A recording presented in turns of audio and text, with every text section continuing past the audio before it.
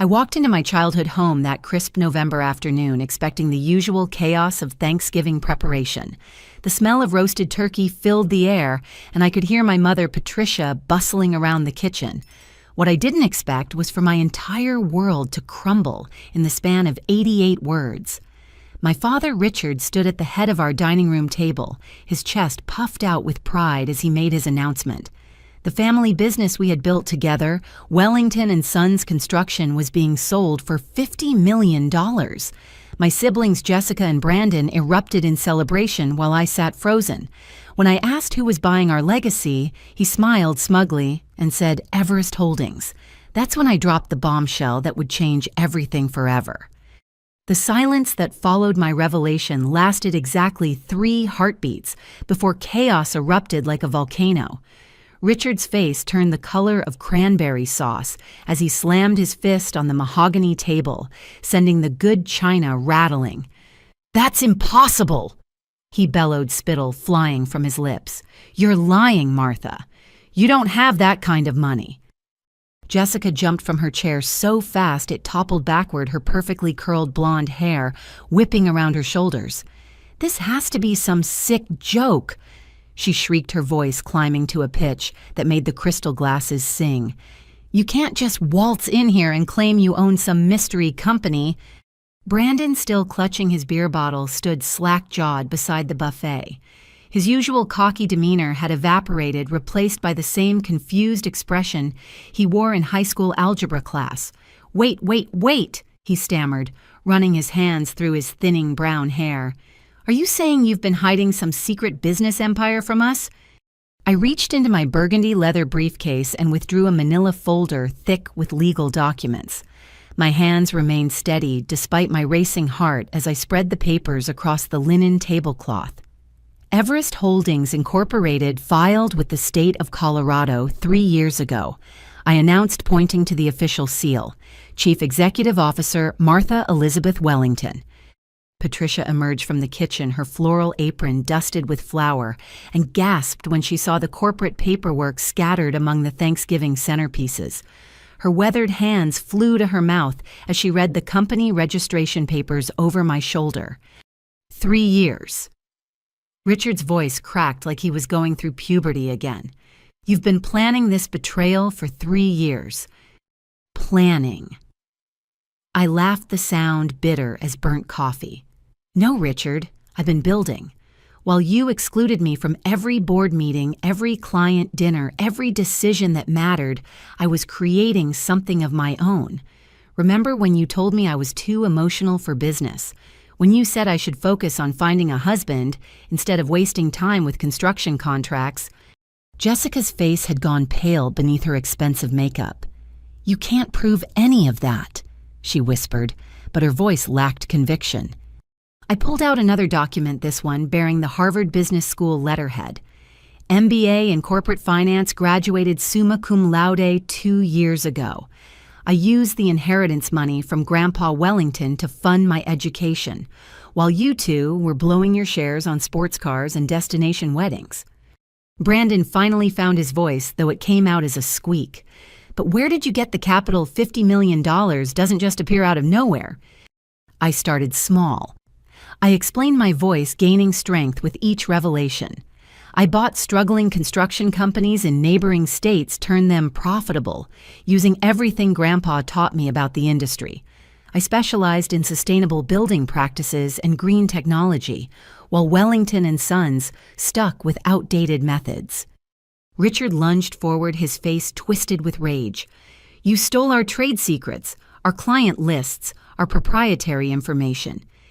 "Actually," I said, pulling out another folder, "I built everything using completely different methodologies: solar integration, environmentally friendly materials, worker safety protocols that exceed federal standards. Everything Wellington and Sons refuses to implement because you're too stubborn to change." Patricia stepped closer to the table, her eyes scanning the profit statements and acquisition reports. For the first time in my adult life, she spoke up against her husband. "Richard," she said quietly, "I always knew Martha was the most capable of our children. I've watched her work twice as hard for half the recognition since she was 12 years old." The room fell silent again as my mother's words sank in. Richard's mouth opened and closed like a fish gasping for air. "This sale is not happening," he declared, his voice shaking with fury. "I'll call my lawyer first thing tomorrow morning and cancel the entire deal." That's when I smiled for the second time that evening, and I could see my expression made everyone deeply uncomfortable. I opened my briefcase wider and began removing document after document, creating a paper trail that stretched across the entire dining table like a legal roadmap. "I'm afraid that's not possible, Richard," I said, my voice steady as granite. "You see, canceling would require both parties to agree to void the contract." Richard grabbed the first page I handed him, his eyes scanning frantically. "These dates," he muttered, his confidence cracking like old paint. "This says I signed 3 weeks ago. October 31st, to be precise." I confirmed, watching his face drain of color. Halloween seemed like an appropriate date for such a frightening mistake. Jessica snatched another document from the pile. "But this can't be binding. Daddy would never sign something this important without reading every clause."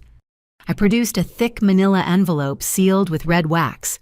"Audio recording of your father's meeting with his lawyer, Samuel Henderson, dated October 29th. Mr. Henderson advised a thorough contract review and suggested waiting 60 days before signing. Your father's exact words were, 'I don't need some fancy lawyer telling me how to run my business. Where do I sign?'" Brandon knocked over his beer as he reached for the envelope. "You recorded a private meeting."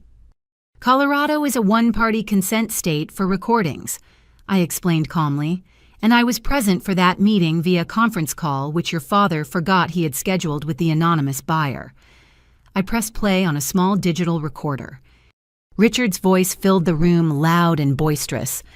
"This Everest Holdings outfit is probably some group of city slickers who think they can come into our market and wave money around. Well, they picked the wrong family to mess with.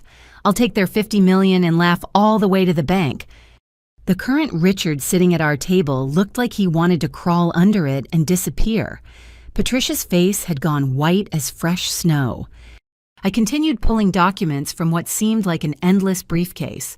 Bank records showing the debt Wellington and Sons has accumulated over the past 18 months.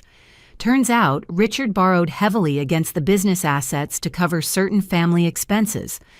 "What family expenses?" Patricia demanded, her voice sharp as broken glass. I slid a spreadsheet across the table. $200,000 to fund Brandon's restaurant venture Grill Master Supreme, which failed within 8 months. Another $150,000 for Jessica's wedding to Todd, including that destination ceremony in Cabo San Lucas. Jessica's perfectly manicured hands trembled as she read the numbers. "You said that money came from business profits." "It did," Richard admitted reluctantly, "but profits we couldn't really spare." I opened my laptop and connected it to the portable projector I had brought. The dining room wall suddenly displayed a detailed financial analysis. Wellington and Sons is currently operating at a loss of $37,000 per month. Without this sale, you'll be declaring bankruptcy within 6 months. Brandon slumped into his chair like a deflated balloon. "How did you know all this?" "Public records," I answered simply. "Lien filings, credit reports, loan applications, all available to anyone who knows where to look and what questions to ask." The projector screen changed to show surveillance footage from Oakwood Country Club dated November 15th. Richard appeared on screen gesticulating wildly while talking to 3 men in golf attire. "I had no idea you were monitoring my activities," Richard said weakly. "I wasn't monitoring you," I corrected. "The country club's security system automatically archives all common area recordings for insurance purposes. I simply requested copies through proper legal channels after becoming a member myself last year." On screen, Richard was clearly bragging to his golf partners. The audio quality was excellent. "That daughter of mine thinks she's so smart with her fancy college degree. Well, she's about to learn that business is a man's game. I'm selling everything, and she gets nothing. Not 1 red cent." The blood drained completely from Richard's face as his own words came back to haunt him. Patricia had tears streaming down her cheeks, but they weren't tears of sadness. They were tears of rage. Richard Wellington. She said, her voice low and dangerous. In 32 years of marriage, I have never been more ashamed to share your name. The tension in the room crackled like electricity before a thunderstorm. Jessica and Brandon had been whispering urgently in the corner, and now they approached the table with what they clearly thought was a united front. Martha. Jessica began, her voice artificially sweet. We know you're upset about being left out of family decisions, but blood is thicker than water. We can work this out like the loving siblings we are. Brandon nodded enthusiastically, his confidence returning. Yeah, sis, we'll figure out a way to split everything fairly. No need for all this legal drama and hostile takeover stuff. I looked at them both with what I hoped appeared to be genuine consideration. You know what, you're absolutely right. Families should stick together through thick and thin. Their faces brightened immediately, relief washing over them like cool water on a hot day. That's exactly why I'm so disappointed to share this next piece of information. I continued, reaching for another folder. Brandon, would you like to explain to Jessica where the money for your gambling debts came from? The color drained from Brandon's face so fast I thought he might faint. What gambling debts? I don't know what you're talking about. I spread bank statements across the table like a dealer shuffling cards. First national bank account number ending in 4792. Jessica's trust fund account established by Grandpa Wellington for her 30th birthday. Jessica grabbed the statements, her eyes darting across the columns of numbers. These show transfers to an account I don't recognize. Account number ending in 8156. I supplied helpfully. Registered to Brandon James Wellington. 15 separate transfers over the past 8 months totaling $63,000. $63,000. Jessica's voice rose to a shriek that could shatter windows. Brandon, that was my house down payment. I've been saving for 3 years. Brandon began backing toward the kitchen doorway. I can explain. It's not what it looks like. I pulled out another document.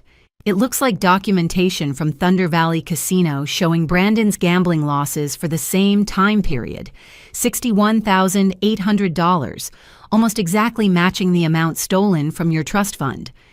Stolen? Brandon protested weakly. I borrowed it. I was going to pay it back once my luck turned around. Jessica stood so quickly, her chair fell backward again, but this time she didn't care. My luck? My luck. You stole my future for your addiction. Now hold on, Richard interjected, trying to regain control of the situation. Let's not throw around words like stolen and addiction. Brandon made some poor choices, but he's family. Patricia emerged from the kitchen carrying a bottle of wine, which she opened with more force than necessary. Richard, our son, has a gambling problem. I've known for 2 years.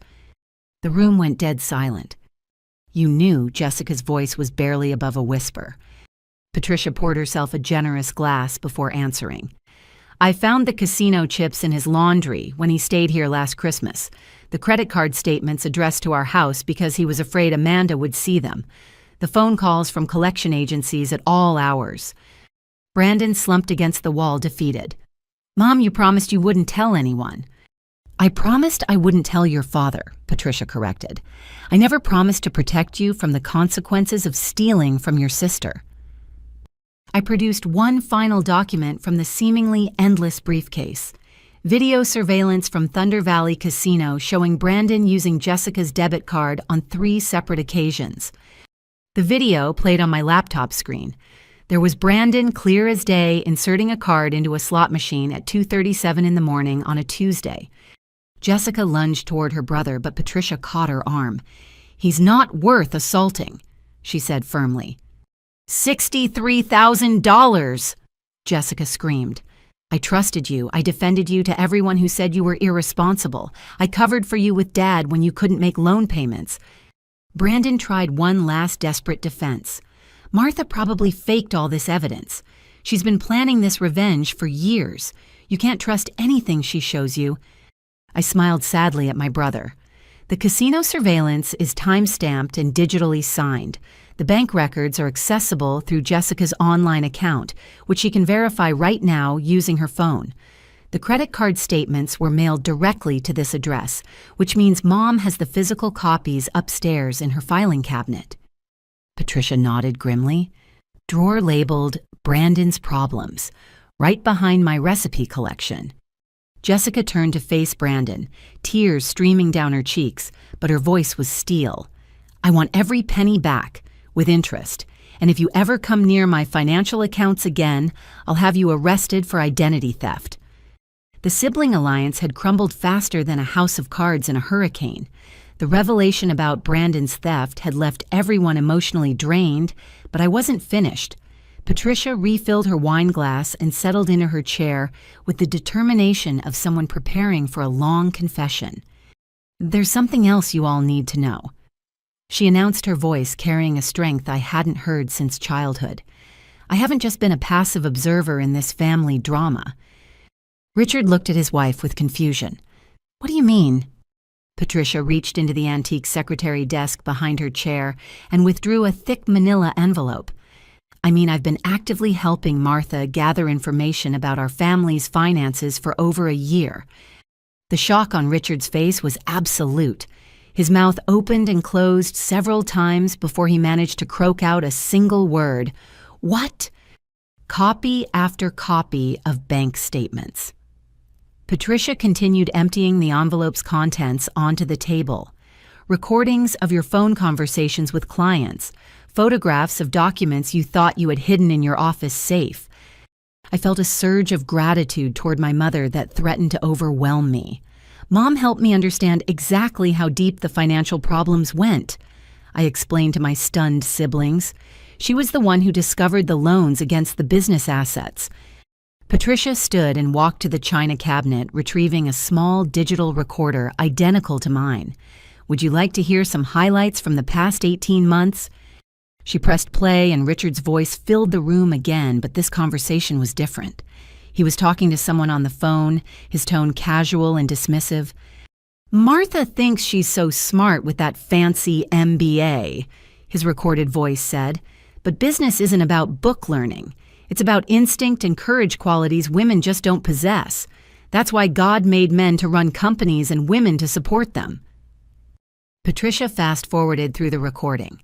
Here's another good one from your conversation with Bill Morrison at the hardware store. Richard's voice continued, I keep telling Martha she needs to focus on finding a husband and giving me grandchildren instead of wasting time pretending she understands construction. A woman's place is in the home, not on a job site telling grown men what to do. Jessica gasped audibly.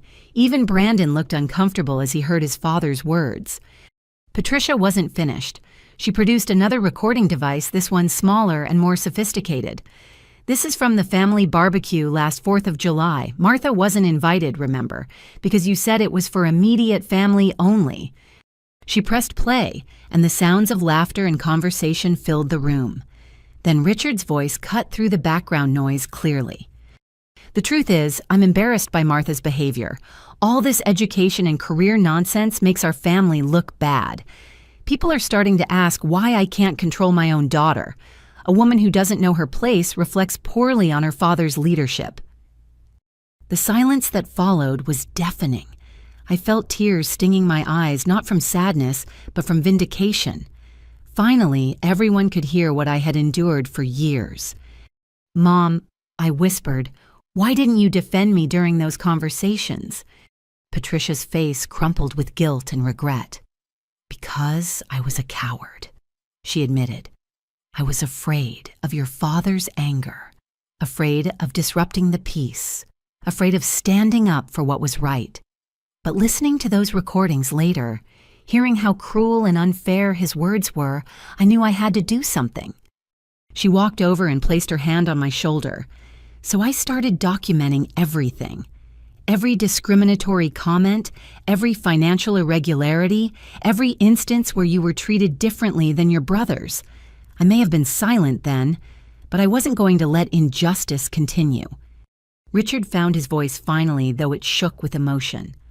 Patricia, you've been spying on me for over a year. I've been protecting our daughter from your prejudice, she corrected firmly. Someone had to. Patricia returned to the secretary desk and retrieved one final item, a legal document bearing the seal of the state of Colorado. Petition for divorce. She announced, placing it in front of Richard. Filed this morning with the Arapahoe County District Court. The silence that followed could have been measured in geological time. You're divorcing me.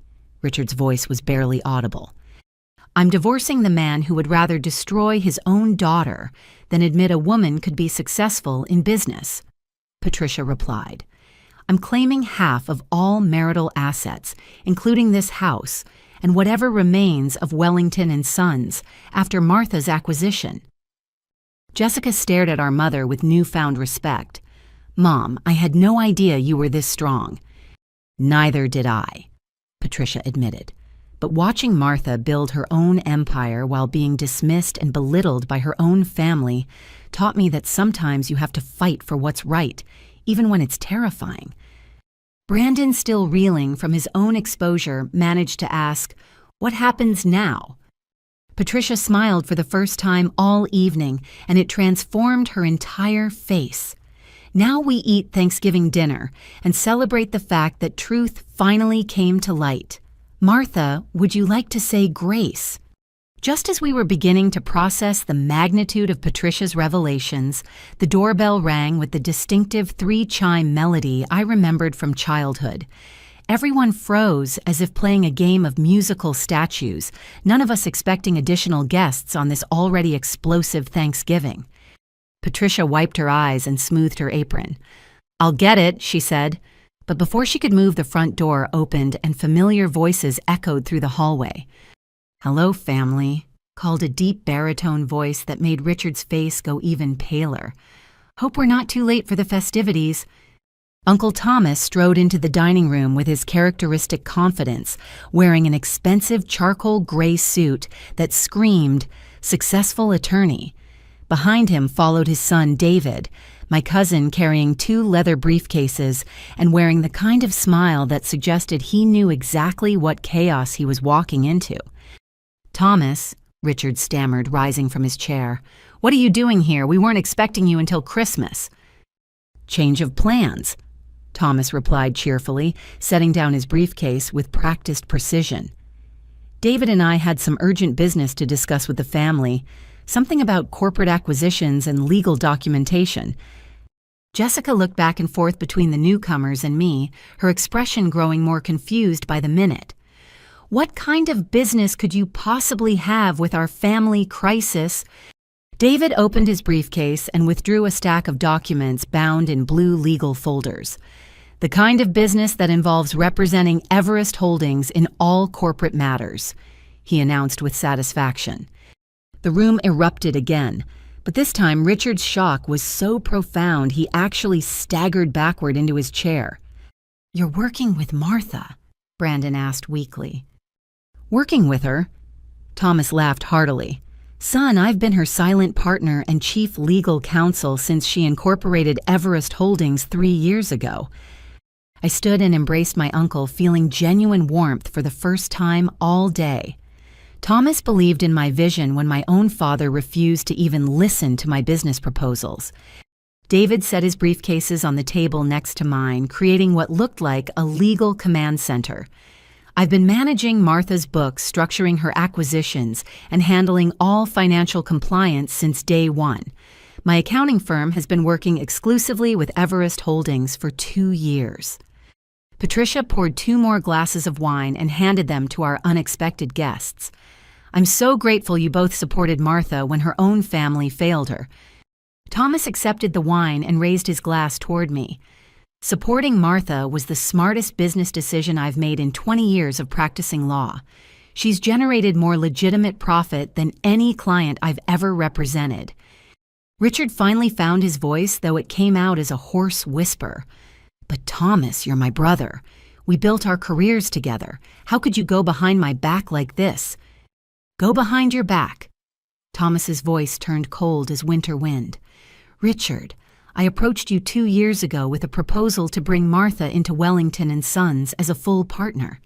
You laughed and told me women belonged in the kitchen, not the boardroom. I remembered that conversation vividly. I had been working late in the office when Thomas arrived for what I thought was a casual family visit. Instead, he had spent 3 hours trying to convince Richard to recognize my potential and include me in company leadership. David pulled out a thick folder labeled Wellington Family Meeting Minutes and opened it to a specific page.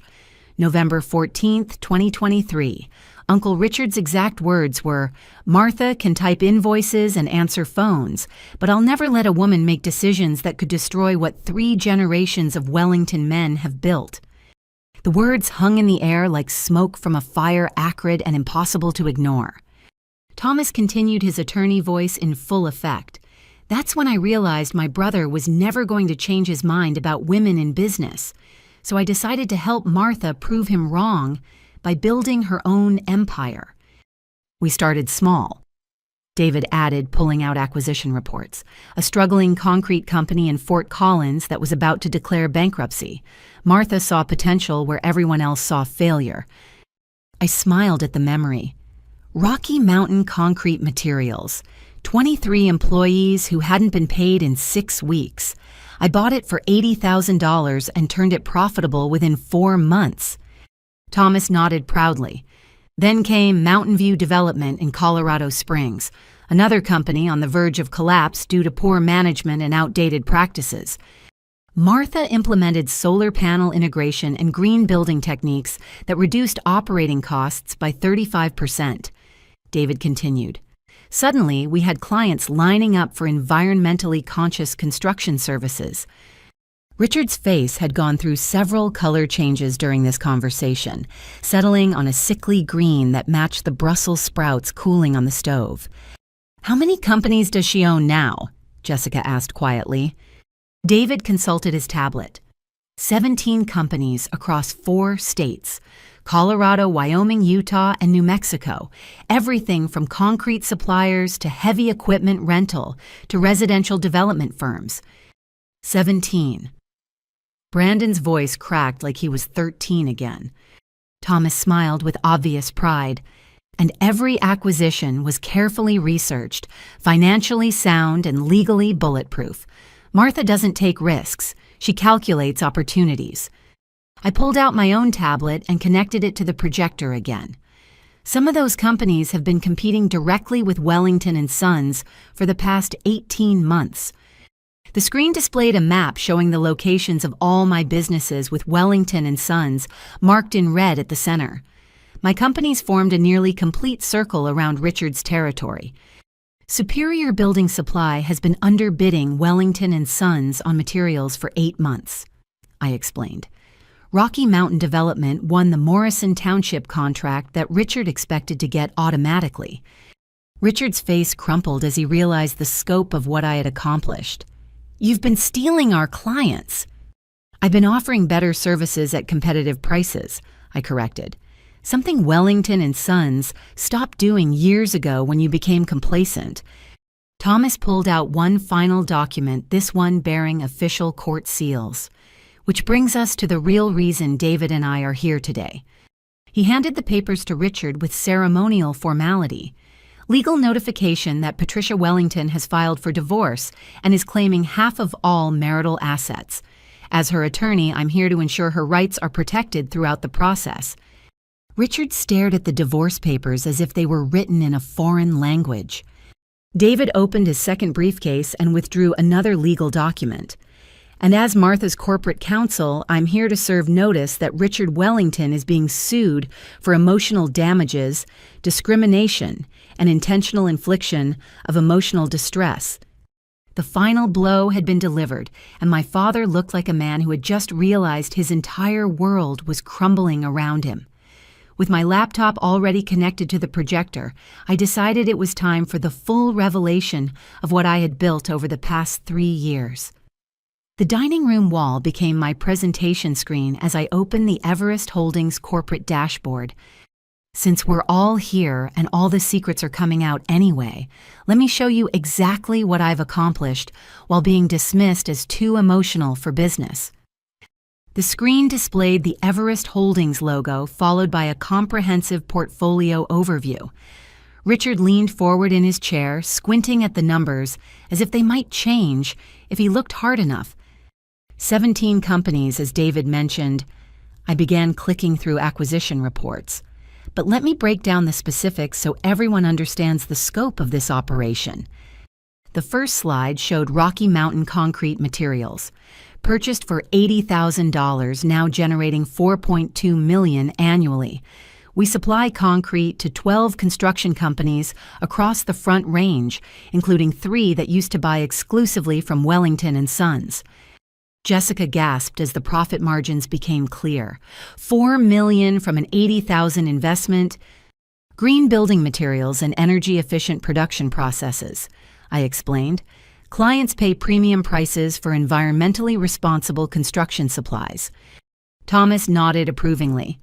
Martha identified market trends 5 years before her competitors caught on. The next slide revealed Mountain View Development. Second acquisition purchased for $1.6 million. Current annual revenue $8.7 million. We specialize in affordable housing projects that meet LEED certification standards. Brandon was staring at the screen as if hypnotized. $8.7 million. That's more than Wellington and Sons makes in 2 years. Which brings us to Superior Building Supply. I continued advancing to the next presentation slide. Purchased 18 months ago for $3.4 million. Annual revenue $12.9 million. Richard's mouth fell open. $12.9 million. That's impossible. No supply company in Colorado generates that kind of revenue. David chuckled and opened his briefcase again. Unless they're supplying materials for major infrastructure projects. Martha secured exclusive contracts with the Colorado Department of Transportation for highway renovation projects.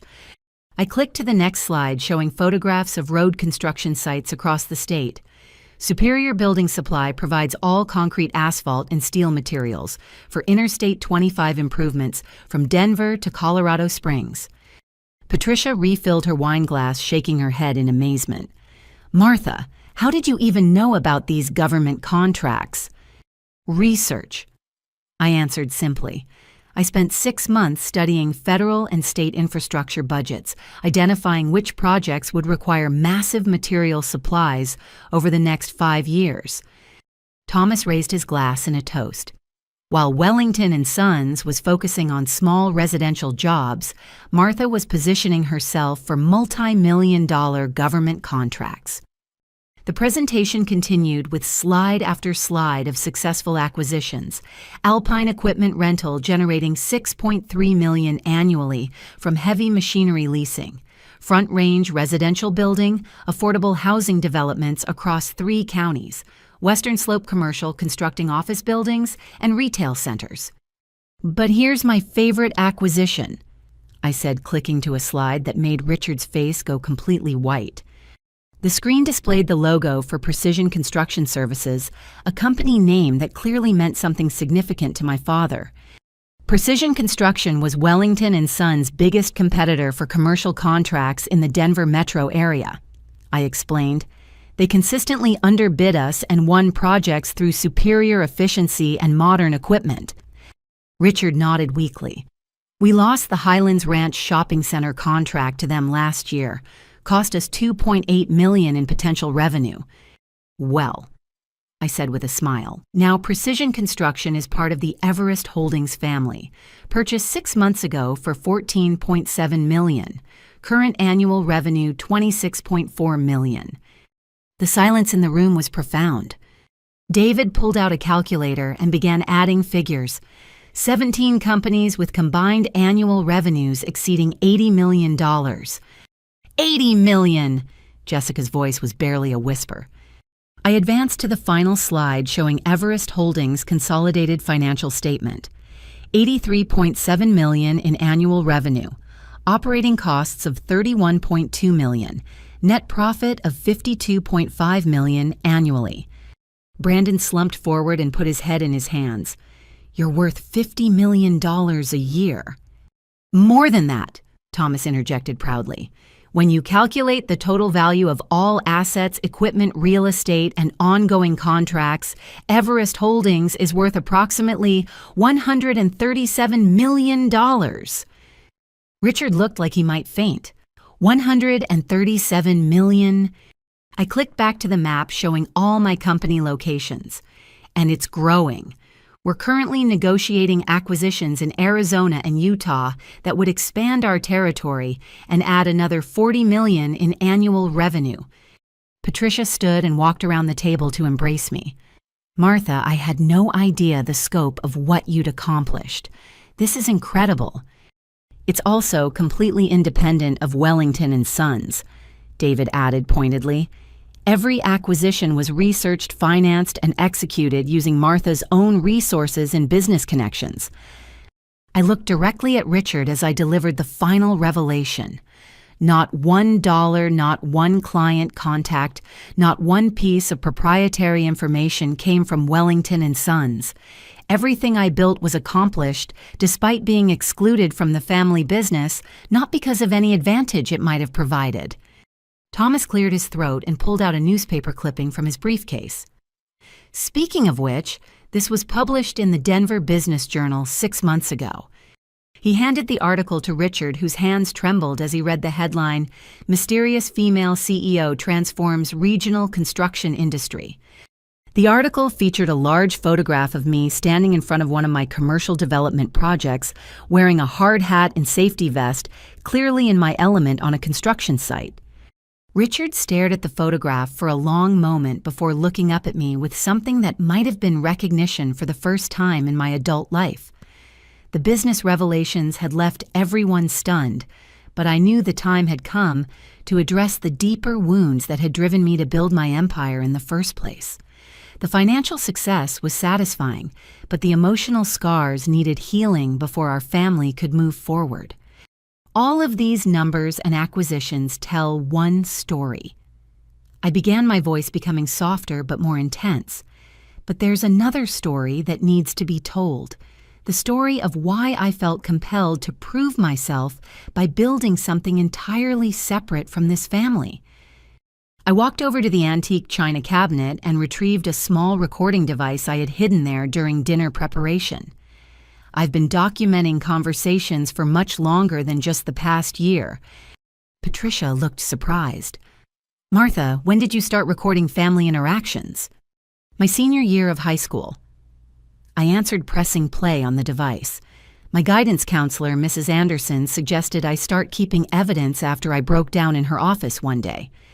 The recording quality was poor, but Richard's voice was unmistakably clear. "Martha thinks she's going to college for business.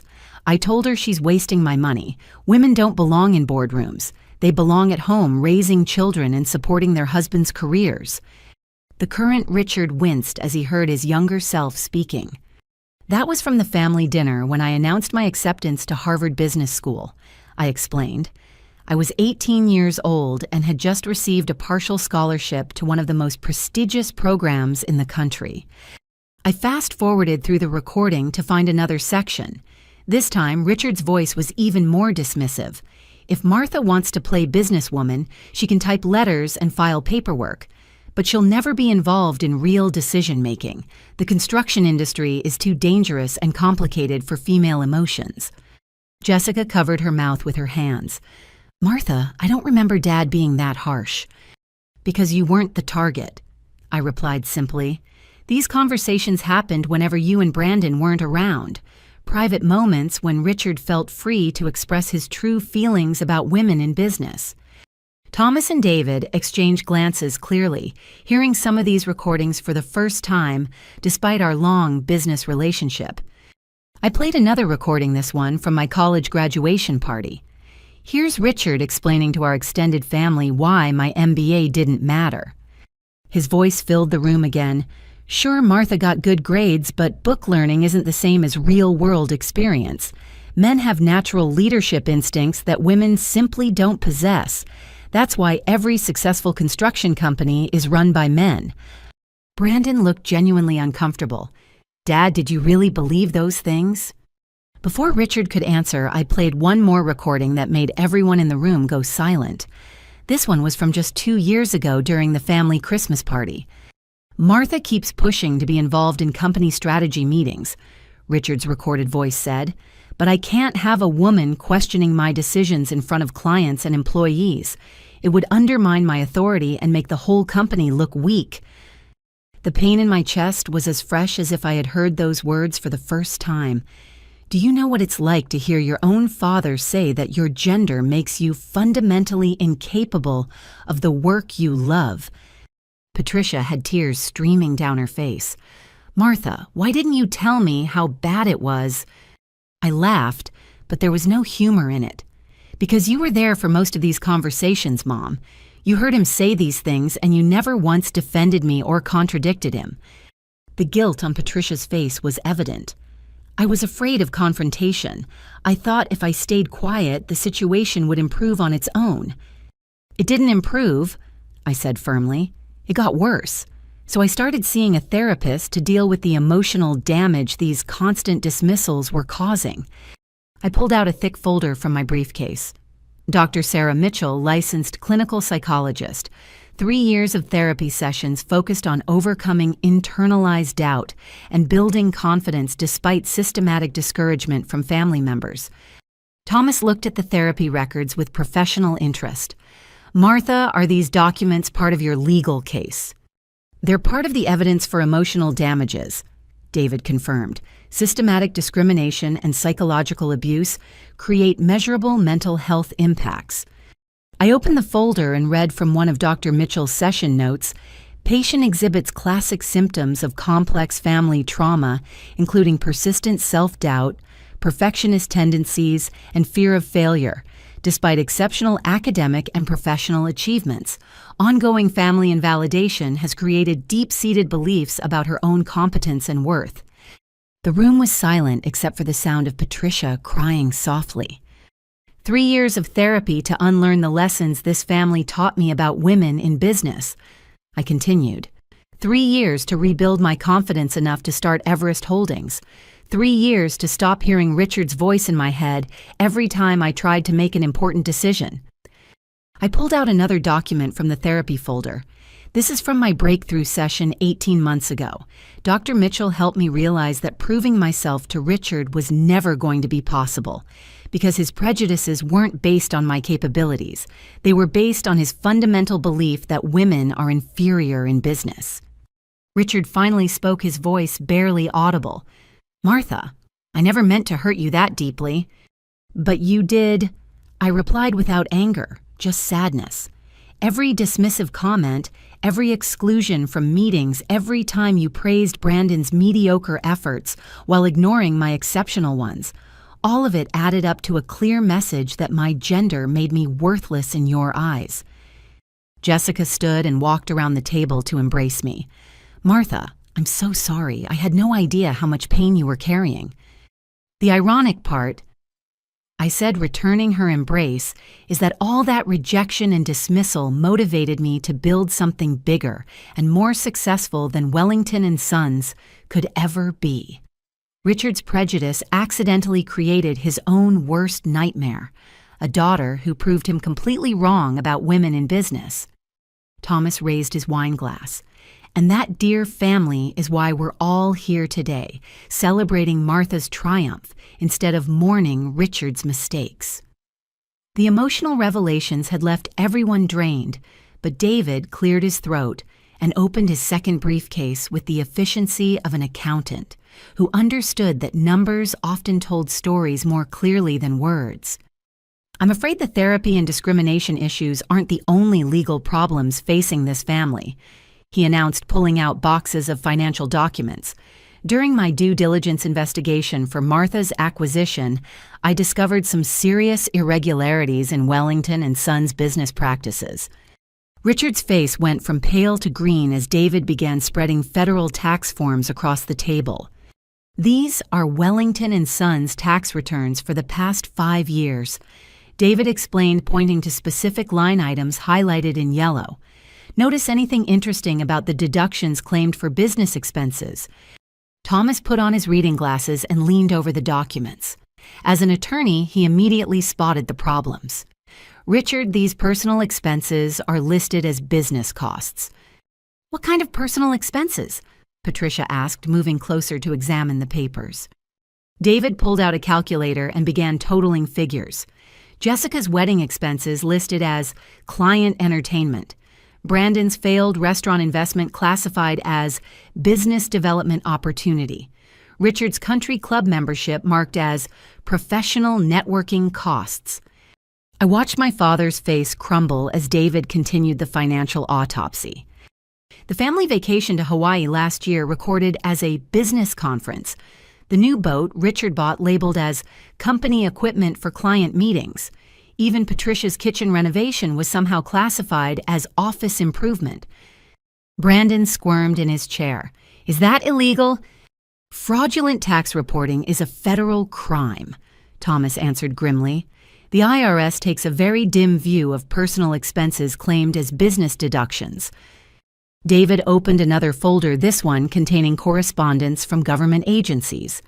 The Internal Revenue Service has been building an investigation into Wellington and Sons for the past 18 months. Richard's voice came out as a strangled whisper. 18 months! They started with a routine audit triggered by the unusually high ratio of claimed business expenses to actual revenue, David explained. But the audit uncovered systematic misreporting that prompted a full criminal investigation. Patricia grabbed Richard's arm. Criminal investigation, what does that mean? Thomas answered in his attorney voice. It means Richard could face federal charges for tax evasion fraud and filing false financial statements. I pulled out another set of documents from my seemingly endless briefcase. It gets worse. The Occupational Safety and Health Administration has been documenting workplace safety violations at Wellington and Sons for over 2 years. The OSHA reports made for disturbing reading: missing safety equipment, inadequate worker training, failure to report workplace injuries, substandard scaffolding, and improper handling of hazardous materials. 3 separate incidents where employees were injured due to safety violations. I read from the reports. Jake Morrison fell from a scaffold that wasn't properly secured. Linda Peterson was exposed to asbestos during a renovation project without proper protective equipment. Tom Bradley suffered a back injury using equipment that should have been replaced years ago.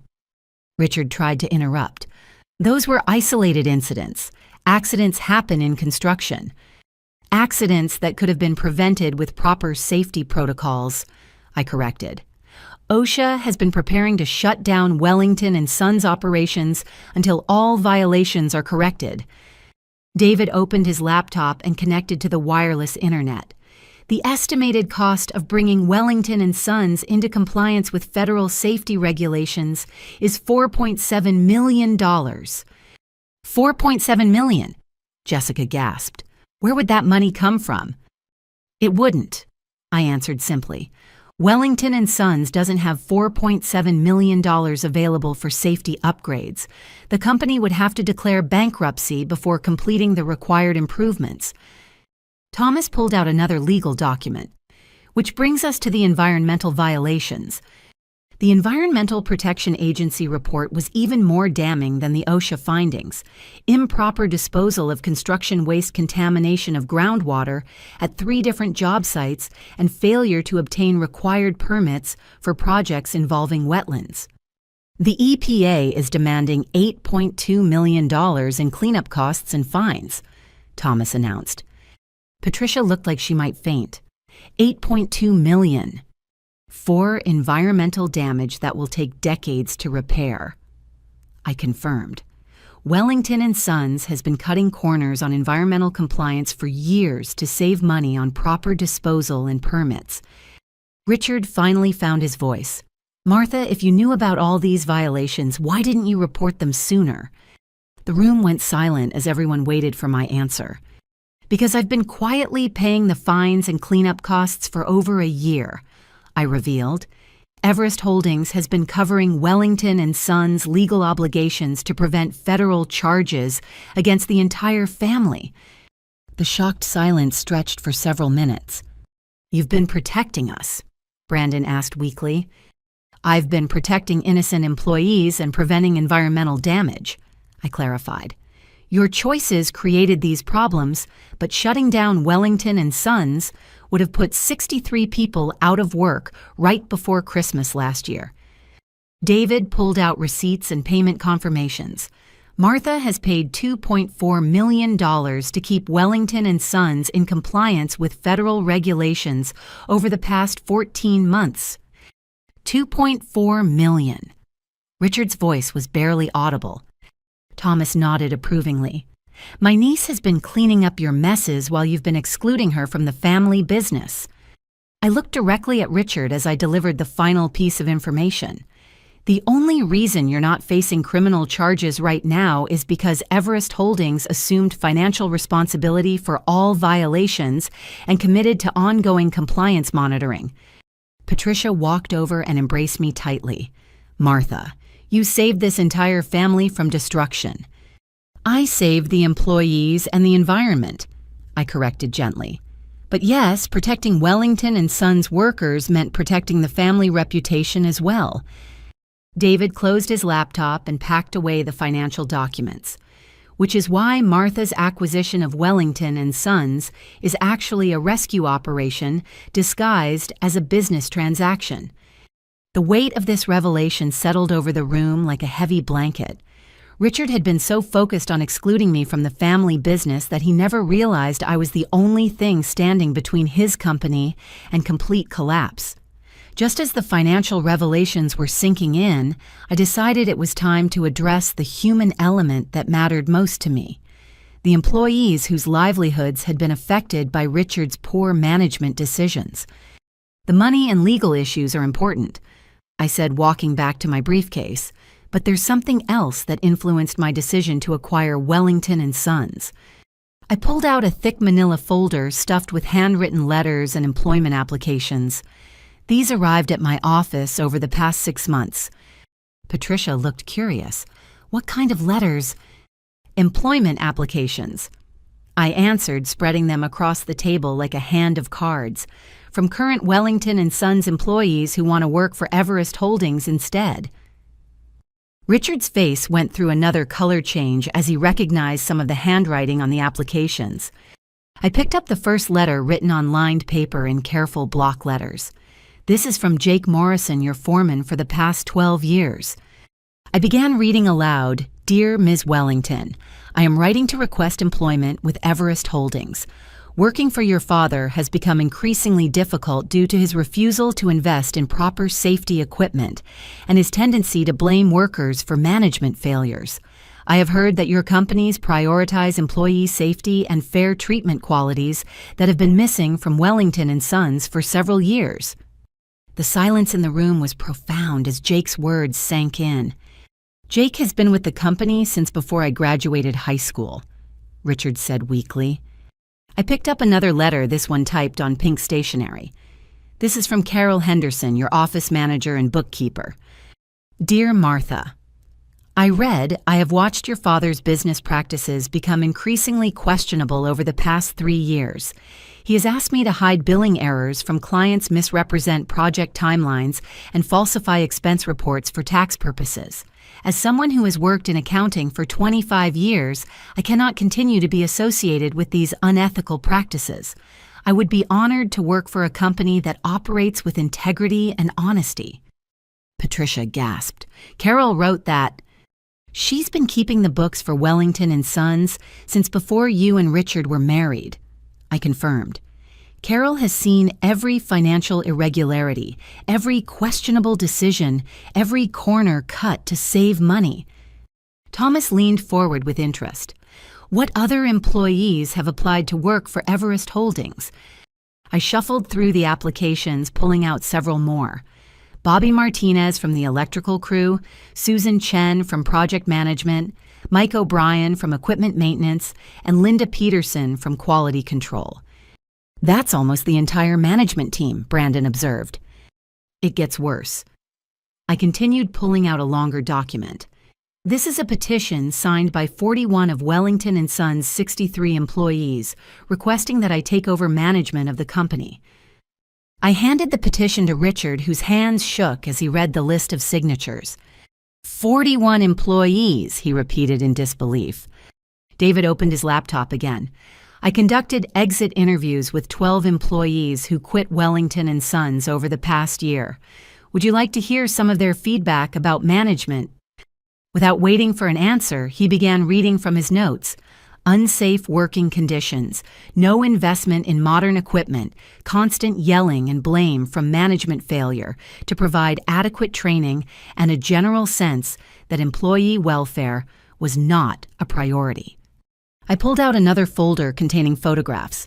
These are pictures employees sent me showing safety violations they were forced to work with. The photographs showed rusty scaffolding, broken safety equipment, exposed electrical wiring, and workers using damaged tools that should have been replaced years ago. This photo from Linda Peterson shows the asbestos exposure incident I mentioned earlier. I explained. She was told to remove ceiling tiles without proper protective equipment because Richard didn't want to pay for an abatement contractor. Patricia covered her mouth in horror. "Richard, you could have killed her." The most telling feedback, David continued, came from employees who said they stayed with Wellington and Sons only because they hoped Martha would eventually take over and improve working conditions.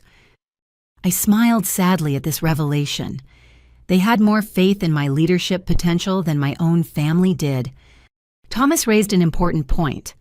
"Martha, what happens to these employees under your ownership?"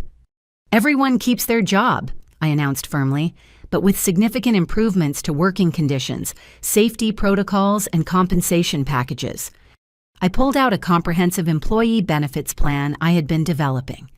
20% salary increases across the board, full health insurance coverage, retirement planning assistance, and mandatory safety training with modern equipment.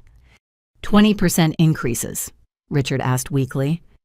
Everest Holdings operates on the principle that well-treated employees are more productive, more loyal, and less likely to cause safety incidents. I explained, investing in workers saves money in the long run through reduced turnover, fewer accidents, and higher quality work. David nodded approvingly. Martha's other companies have employee satisfaction ratings 90% higher than industry averages. I pulled out one final letter, this one written on official letterhead. This is from the Colorado Construction Workers Union, thanking me for my commitment to employee safety and fair labor practices. The union letter praised Everest Holdings for exceeding federal requirements and setting new standards for worker treatment in the regional construction industry. The union has offered to help train Wellington and Sons employees on new safety protocols and modern construction techniques. I explained, something they never offered to do under Richard's management. Patricia wiped away tears that had been flowing steadily for the past hour. "Martha, you're not just saving the business, you're saving people's lives." "That's always been the most important consideration," I confirmed. "Profits matter, but not more than human safety and dignity." Richard looked at the employee applications spread across the table, finally understanding how completely he had failed as a leader. "They really want to work for you instead of me. They want to work for someone who values their contributions and protects their welfare," I clarified gently. "Leadership isn't about control and fear. It's about creating environments where people can do their best work safely."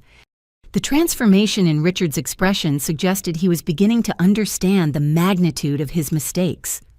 Just as the weight of the employee situation was settling over everyone, the doorbell rang again with an urgency that suggested our Thanksgiving revelations were far from over. This time, Patricia didn't even have a chance to move before the front door opened and multiple voices filled the hallway. Martha Wellington called a woman's voice with the authority of someone accustomed to public speaking. "We hope we're not interrupting, but we have some exciting news to share." Mayor Rebecca Johnson entered our dining room like she owned the place, followed by City Planning Director Michael Santos and Chamber of Commerce President Angela Foster. All three were dressed in their finest business attire and carrying official-looking folders. Mayor Johnson. Patricia stammered, clearly confused by this unexpected parade of local officials. "What brings you to our home on Thanksgiving evening?" The mayor smiled broadly and pulled a bottle of champagne from her oversized purse. "We're here to congratulate Martha on being selected as the lead contractor for the most ambitious development project in our city's history." Richard looked like he might slide under the table and disappear entirely. "What development project?" Jessica asked, clearly speaking for everyone in the room. Michael Santos stepped forward and opened his folder with ceremonial flourish. "The Downtown Revitalization Initiative, $200 million in federal funding to transform 12 city blocks of declining commercial space into a mixed-use development that will serve as a regional economic hub." Angela Foster nodded enthusiastically. 800 permanent jobs, affordable housing for 600 families, retail space for local businesses, and a community center with educational facilities. I felt a surge of pride as the officials continued their presentation. This project had been my secret focus for over 18 months, and seeing it come together felt like validation of everything I had worked toward. Martha submitted the winning proposal 6 months ago. Mayor Johnson explained to my stunned family. Her innovative approach to sustainable development, community engagement, and economic impact exceeded every other bid by a substantial margin. David pulled out his tablet and connected to our dining room projector, which was getting quite a workout this evening. "Here are the architectural plans Martha developed in collaboration with the City Planning Department." The wall displayed detailed blueprints showing a completely transformed downtown area, modern apartment buildings mixed with green spaces, solar-powered commercial centers connected by pedestrian walkways, and community gardens integrated throughout the development. "This is incredible," Patricia whispered, studying the architectural renderings. "Martha, when did you have time to plan something this elaborate?" "Evenings and weekends for the past year and a half," I answered. "While everyone assumed I was just working late at some meaningless job." Thomas smiled with obvious pride. "Martha has been attending every city council meeting, every planning commission hearing, and every community input session related to this project." Michael Santos pulled out a thick binder full of community feedback forms. Martha didn't just submit a development proposal. She spent months talking to local residents, business owners, and community leaders to understand what kind of development would actually serve their needs. "Most contractors submit generic plans and hope for the best," Angela Foster added. Martha created a proposal specifically designed to address our community's unique challenges and opportunities. Mayor Johnson opened the champagne and began pouring glasses for everyone. The Federal Review Committee was so impressed with Martha's community-centered approach that they're considering using her model as a template for similar projects across the region. Richard managed to find his voice, though it came out as a croak. "The city is giving Martha a $200 million construction contract." "Not giving," Michael Santos corrected firmly. "Martha earned this contract through superior planning, innovative design, and proven track record of successful project completion." I accepted a glass of champagne and raised it toward the city officials. "This project represents everything I believe about responsible development, creating economic opportunities while preserving community character and environmental sustainability." David advanced to the next slide, showing the projected economic impact of the development.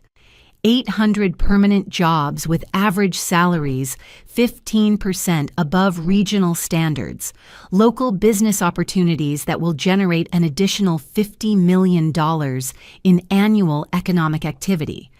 $50 million, Brandon repeated weakly. "The ripple effect of major development projects extends far beyond the initial construction," Angela Foster explained. "New residents need groceries, restaurants, retail services, professional offices, and recreational facilities. All of that economic activity benefits existing local businesses." Mayor Johnson turned to address Richard directly. "Mr. Wellington, I have to tell you that your company was never considered for this project.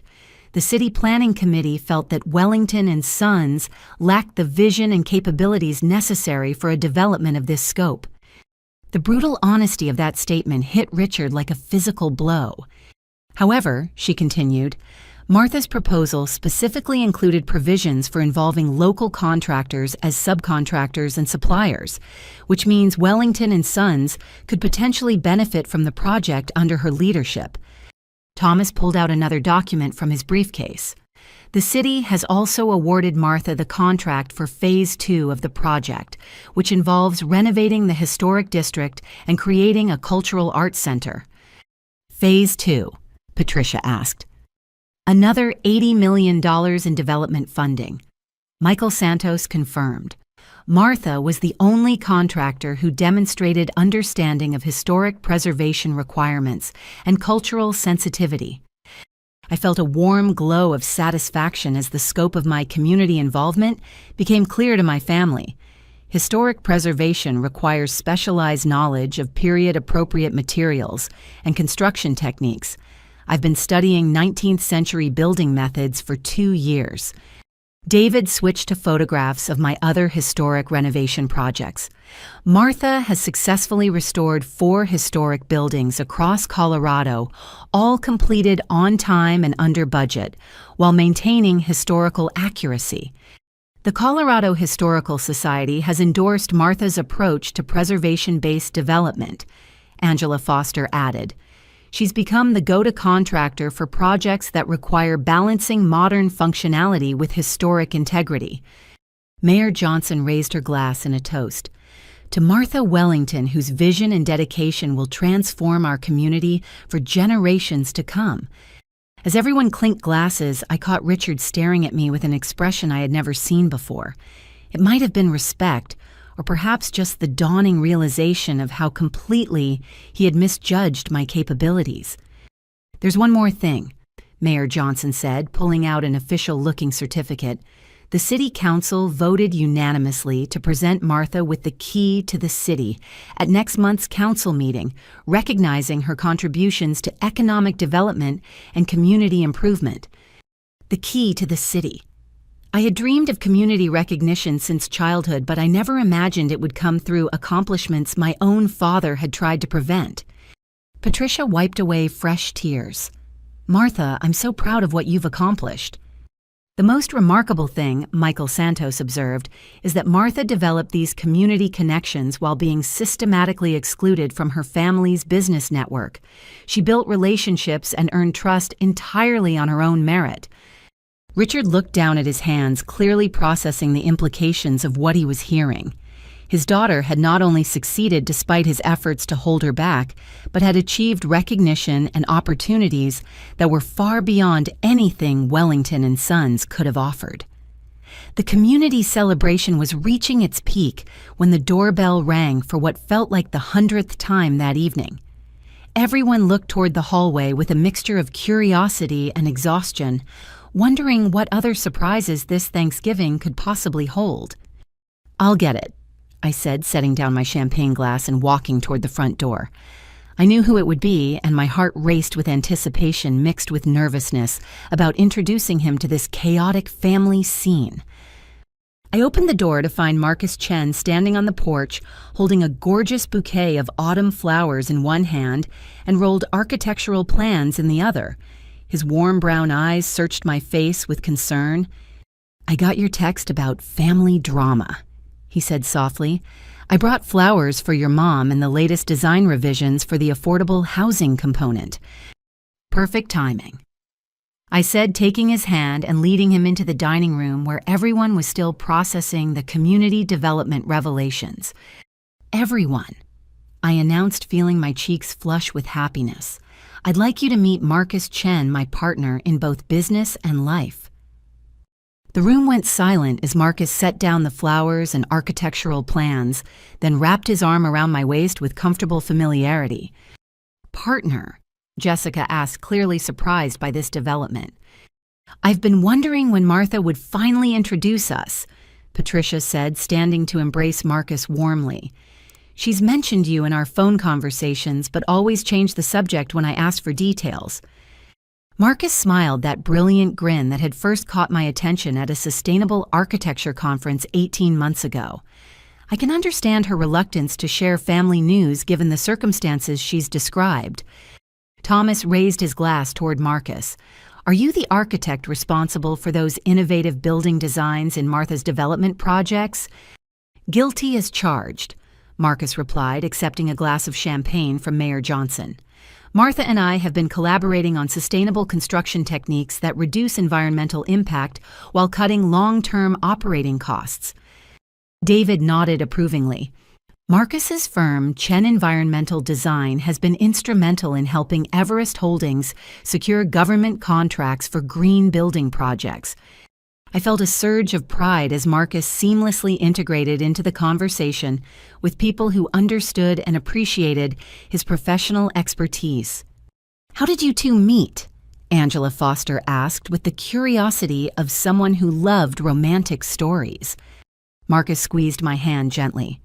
Professional conference on sustainable building materials in Denver. Martha was presenting research on solar integration in commercial construction that completely revolutionized my understanding of energy-efficient design. He was the only person in the audience who asked intelligent questions about my cost-benefit analysis. I added, remembering that day with perfect clarity. I was immediately impressed by her combination of technical knowledge and practical business sense.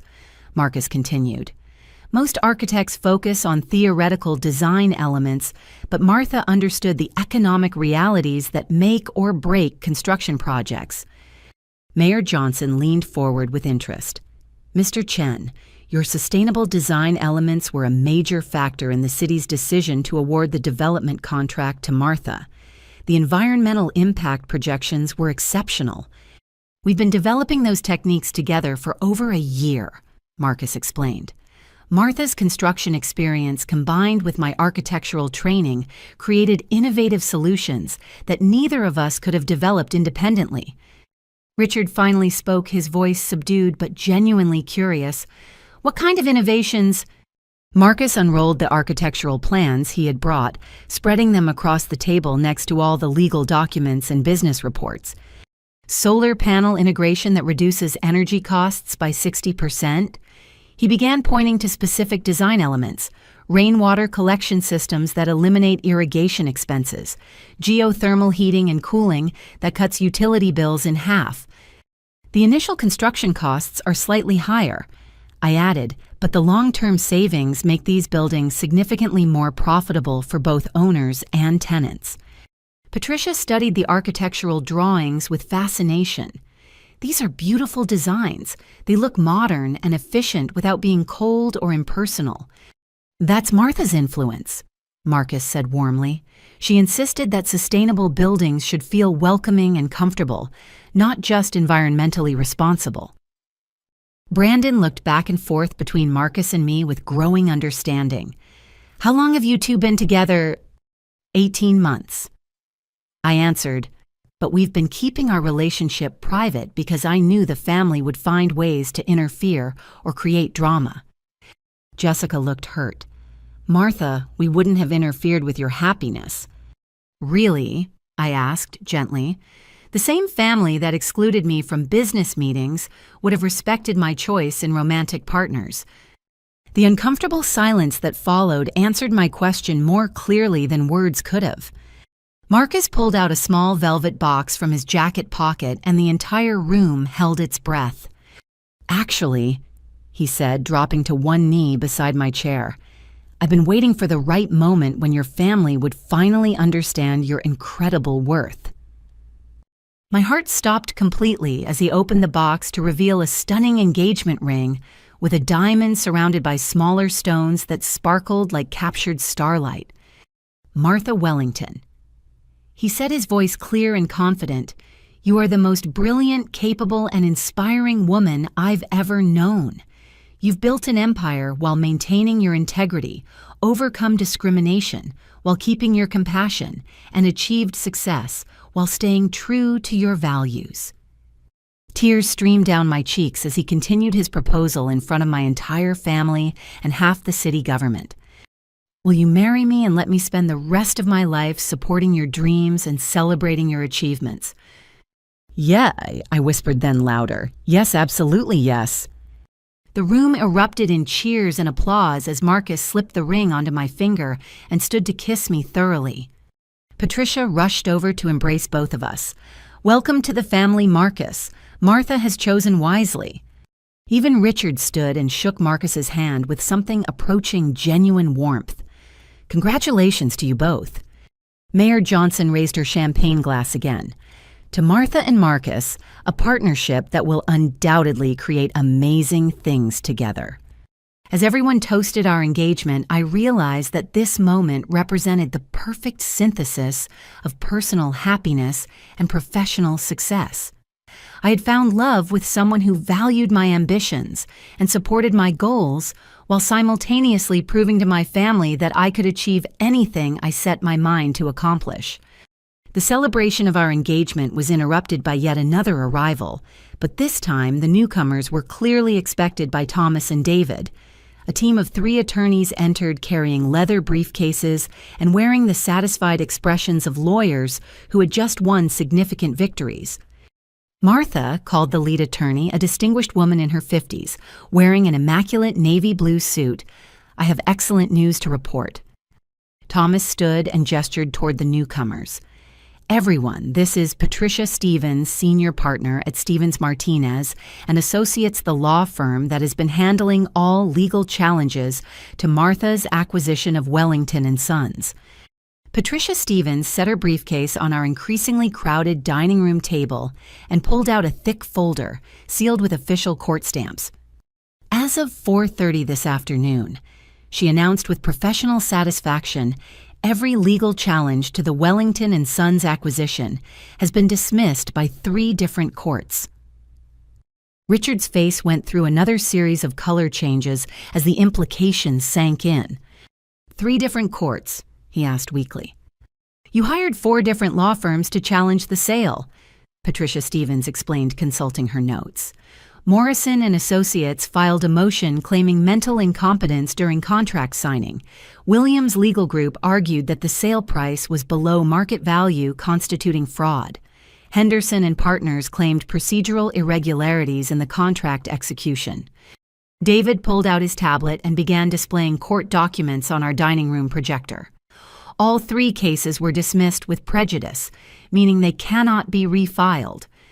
The second attorney, a younger man with prematurely gray hair, stepped forward. "I'm James Martinez. We also successfully defended against Richard's attempt to claim that Martha used insider information to manipulate the sale." "Insider information?" Jessica asked. "Your father argued that Martha's knowledge of Wellington and Sons' financial problems constituted unfair advantage in negotiations," James Martinez explained. "The court ruled that publicly available information gathered through legitimate research cannot be considered insider trading." The third attorney, a woman about my age wearing designer glasses, opened her briefcase. "I'm Sarah Chen, and I handled the environmental compliance aspects of the case." She pulled out EPA and OSHA reports with court stamps attached. Richard's lawyers tried to argue that Martha's acquisition was invalid because she knew about federal violations and failed to disclose them to the seller. But that argument backfired spectacularly. Patricia Stevens continued with obvious satisfaction. "The court ruled that a buyer has no legal obligation to inform a seller about violations the seller should have known about through routine compliance monitoring." Thomas raised his wine glass with a smile.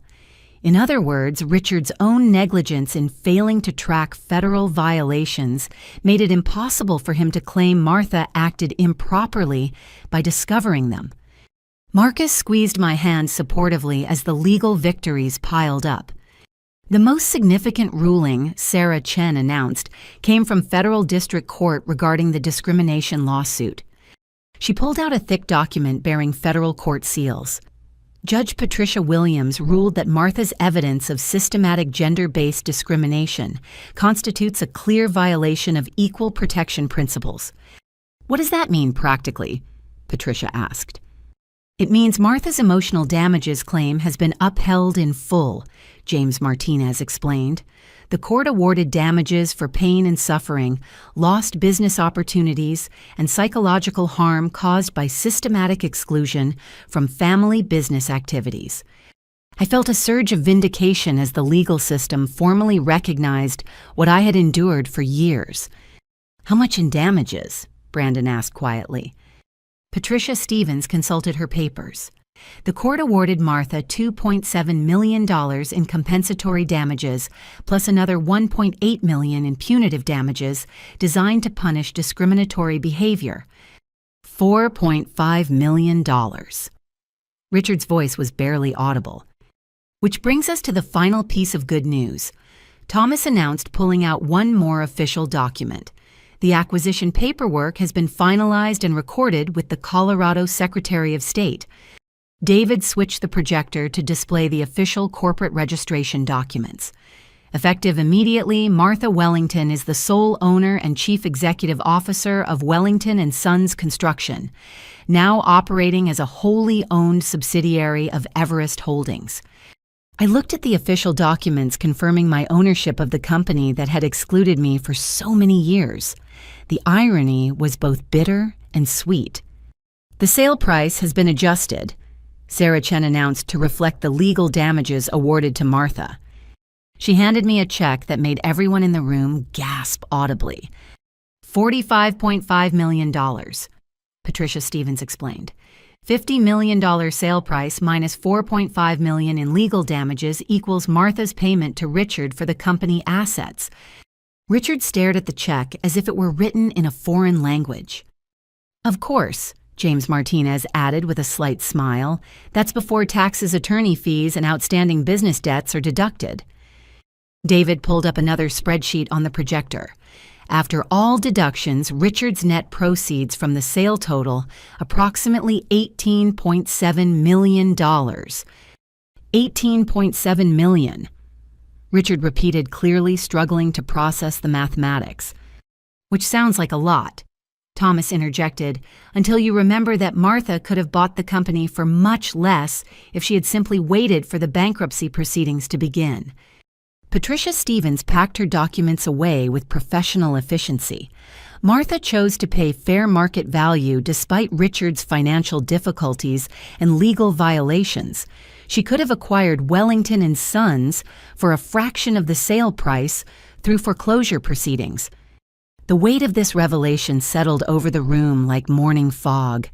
I had paid Richard far more than his company was actually worth, essentially giving him an undeserved financial windfall despite years of discrimination and exclusion. Marcus leaned over to whisper in my ear, "You're remarkably generous to someone who treated you so poorly." "Sometimes being right is more satisfying than being vindictive," I whispered back. Patricia Stevens shook hands with everyone before preparing to leave. "Congratulations, Martha. You've handled this entire situation with extraordinary grace and professionalism." As the lawyers departed, I looked around the room at my family's stunned faces. The legal victories had confirmed what I already knew. My success was legitimate. My methods were ethical, and my treatment had been unjustifiably discriminatory. Justice had been served both legally and personally. The departure of the legal team left our dining room feeling suddenly quiet and empty, despite being filled with people. The weight of everything that had been revealed hung in the air like incense, heavy with significance and impossible to ignore. Jessica was the first to break the silence. She stood slowly from her chair, walked around the table, and stopped directly in front of me. Her eyes were red from crying, but her voice was steady and clear. "Martha," she began, her hands trembling slightly, "I owe you an apology that's about 20 years overdue." I looked up at my sister, seeing vulnerability in her expression that I hadn't witnessed since we were children. "I've spent most of my adult life being jealous of you," she continued, her voice growing stronger. "Jealous of your intelligence, your work ethic, your ability to see solutions where everyone else saw problems." Patricia reached for tissues from the sideboard as Jessica's confession continued.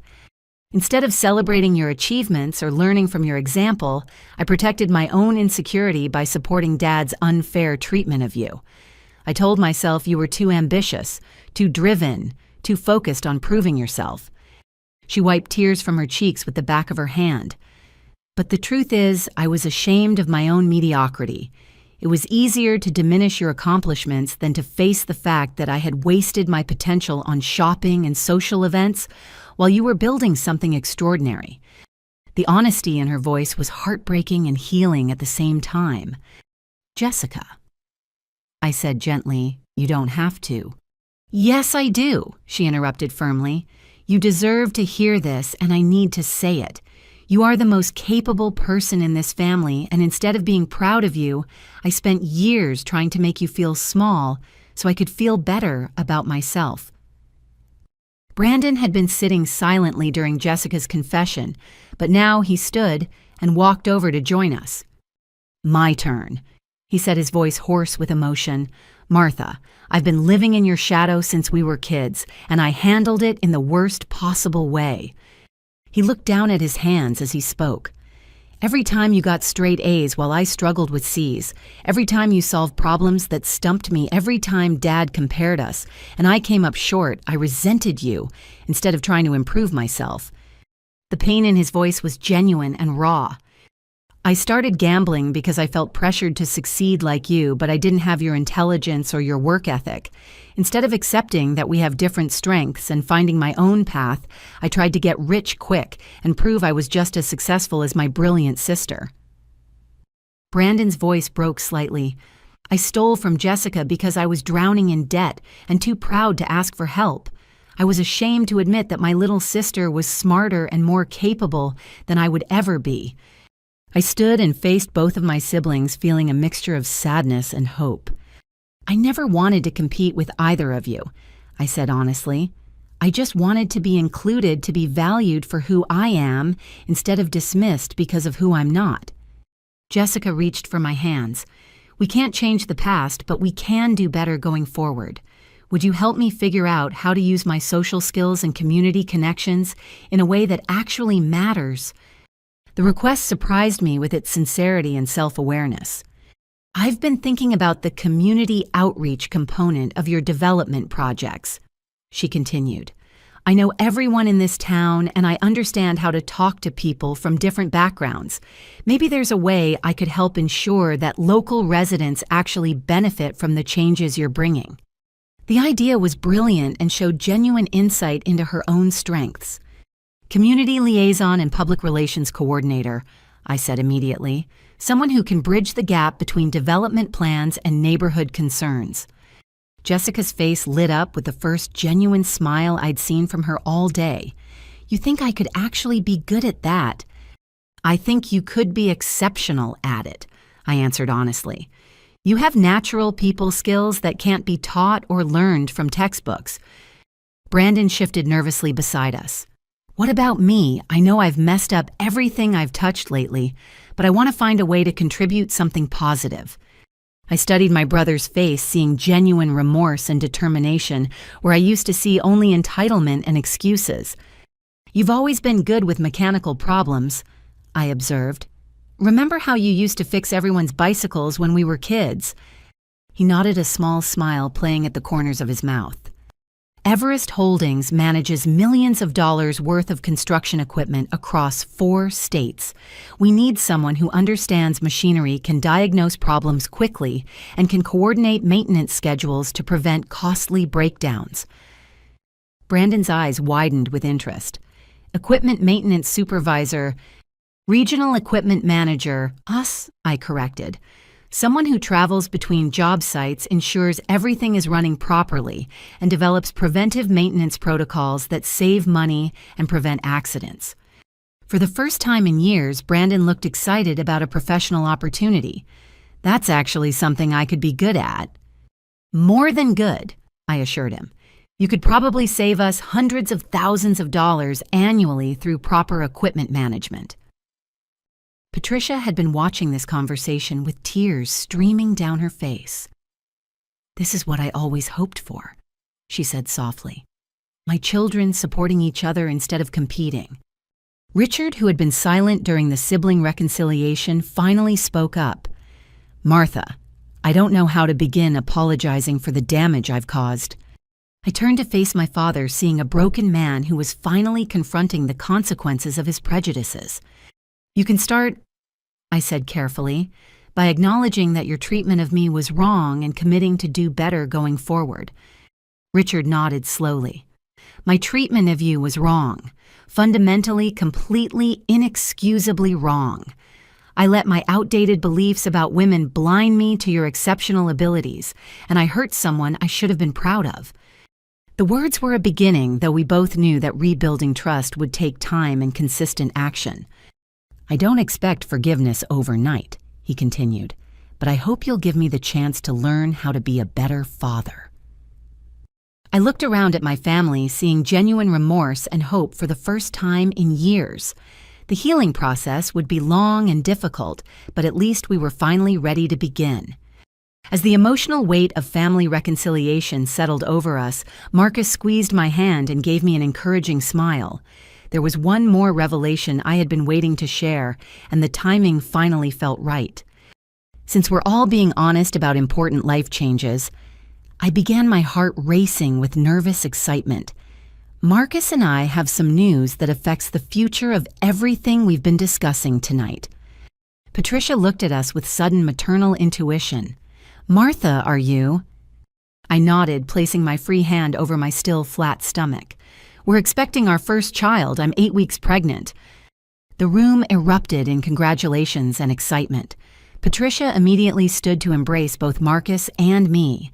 Tears of joy, replacing the tears of sadness that had dominated the evening. "A grandchild," she exclaimed, her face lighting up with pure happiness. "This is the best news of the entire day." Jessica rushed over to hug me tightly. "Martha, this is incredible. When is the baby due?" Early July, Marcus answered, his pride evident in every word. "We found out 3 weeks ago and have been planning how to structure our business operations around becoming parents." Thomas raised his glass in another toast. "To the next generation of the Wellington family." As everyone celebrated, I pulled out one final folder from my briefcase. Which brings me to the most important part of tonight's revelations. The future we're building isn't just about correcting past mistakes. It's about creating something better for our children.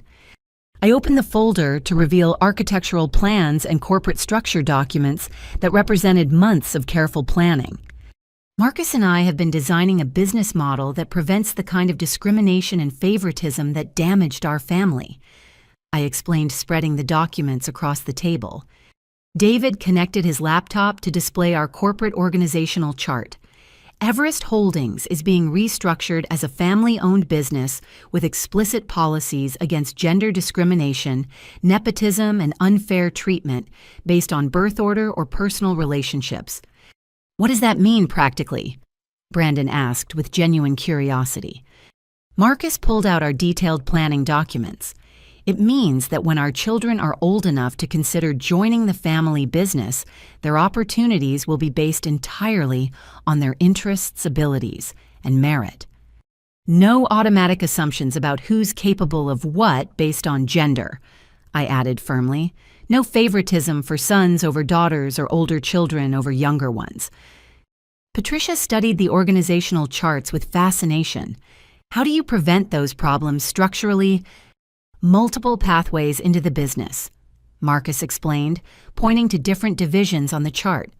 "Construction management, architectural design, environmental consulting, community, development, equipment, management, and financial planning. Each division has its own leadership track and advancement criteria." I continued. "Someone who's brilliant with numbers but hates construction sites can succeed in financial planning. Someone who loves building things but struggles with paperwork can excel in project management." Thomas nodded approvingly. "A merit-based system that accommodates different strengths and interests." I pulled out another set of documents. "We're also establishing an educational foundation to provide scholarships for young women entering construction engineering and architecture programs. The Martha Wellington Foundation for Women in Building. David announced, displaying the foundation's mission statement on our projector. "Martha," Jessica whispered, "you're naming it after yourself." "Actually," Marcus said with a smile, "it's being named after our daughter. We decided that if we're having a girl, she should grow up knowing that other women have fought for her opportunities." "And if you're having a boy," Brandon asked, "then he'll grow up understanding that his success should never come at the expense of someone else's opportunities," I answered firmly. Patricia wiped away fresh tears. "You're creating the kind of family business I always hoped we could have." I pulled out one final document, this one showing architectural plans for a new corporate headquarters. The Everest Holdings campus will include on-site childcare facilities, flexible work arrangements for parents, and family-friendly policies that support both mothers and fathers. "You're building a corporate culture that actually supports families," Patricia observed. "Because I never want our children to feel like they have to choose between professional success and personal fulfillment," Marcus explained. "Martha shouldn't have to prove she can balance motherhood and business leadership. The business should be structured to support her in both roles." Richard spoke quietly from his corner of the table. "You're building everything I failed to create." I looked at my father with compassion rather than anger. "I'm building on the foundation Grandpa Wellington established, the same foundation that gave you opportunities. I'm just making sure those opportunities extend to everyone in the family." Thomas pulled out his calendar. "When do you want to begin implementing these structural changes?" "Immediately," I answered. "The new corporate policies go into effect January 1st, and construction on the family campus begins next spring." David scrolled through implementation timelines on his tablet. "The childcare facility will be completed before the baby arrives, and the flexible work arrangements are already being tested at 3 Everest Holdings locations." Marcus squeezed my hand as he looked around the room. "We want our child to grow up in a family that celebrates everyone's achievements and supports everyone's dreams." I placed both hands on my stomach, imagining the future we were creating. This baby will never wonder whether their gender makes them less valuable or less capable. They'll never feel excluded from family discussions or dismissed because of outdated prejudices. Patricia stood and raised her glass one more time. "To Martha and Marcus, who are creating the family business, we should have been all along." As everyone toasted our future, I felt a profound sense of completion. The empire I had built to prove my worth would now serve to provide opportunities for the next generation. Justice had evolved into hope, and healing had become the foundation for something entirely new. 1 year later, I stood in the kitchen of our new home, a sprawling ranch-style house with panoramic views of the Rocky Mountains, putting the finishing touches on what would become our new family Thanksgiving tradition. The smell of roasted turkey filled the air, but this year felt completely different from the chaos and confrontation of the previous November. My 6-month-old daughter, Sarah Patricia, Wellington Chen, gurgled happily in her bouncer, her dark eyes tracking the movement of autumn leaves outside the kitchen window. She had Marcus's gentle spirit and my determined chin, a perfect combination that already suggested she would be a force to be reckoned with. "She's going to be walking before we know it," Patricia said, leaning over to tickle Sarah's tiny fingers, "and probably running the company by the time she's 5. I laughed, adjusting the apron that had become necessary since becoming a nursing mother. "She can run whatever she wants, but first she has to learn to sleep through the night." The past year had been a whirlwind of positive changes that sometimes felt almost too good to be true. The downtown revitalization project was ahead of schedule and under budget, creating exactly the kind of economic opportunities we had promised. Jessica had proven to be a natural community liaison, organizing town halls and neighborhood meetings that ensured local residents felt heard and included in the development process. Martha Jessica called from the dining room. "The Historical Society president just called to thank you again for the preservation work on Main Street. She said the Victorian storefronts look better now than they did in 1895. Brandon appeared in the kitchen doorway wearing oil-stained coveralls and a satisfied grin. Just finished the maintenance check on the excavation equipment for the Phase 2 construction site. Everything's running perfectly, and we're saving about $15,000 a month on repair costs with the new preventive maintenance schedule. His transformation had been remarkable. 9 months of sobriety, steady work with clear responsibilities, and the respect of crew members who valued his mechanical expertise had given him confidence I hadn't seen since childhood. Amanda had moved back in with him last month, and they were talking about starting a family of their own. The community center groundbreaking ceremony is scheduled for next Monday.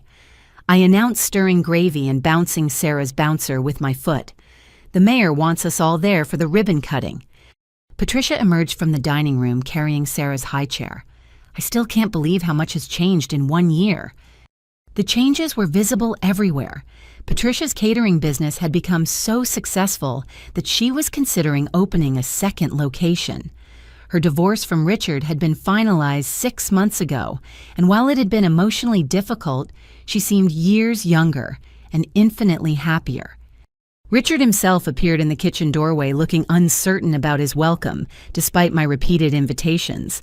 The therapy sessions we had all been attending both individually and as a family were slowly rebuilding trust and communication patterns that had been broken for years. "Martha," he said quietly, "I brought the employee satisfaction surveys you requested. Morale at Wellington and Sons is at an all-time high, and productivity has increased 37% since you implemented the new safety protocols." His transformation had been the most dramatic of all.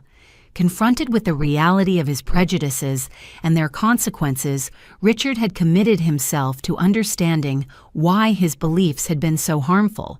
He now attended monthly workshops on gender equality in the workplace and had become an advocate for women in construction within industry associations.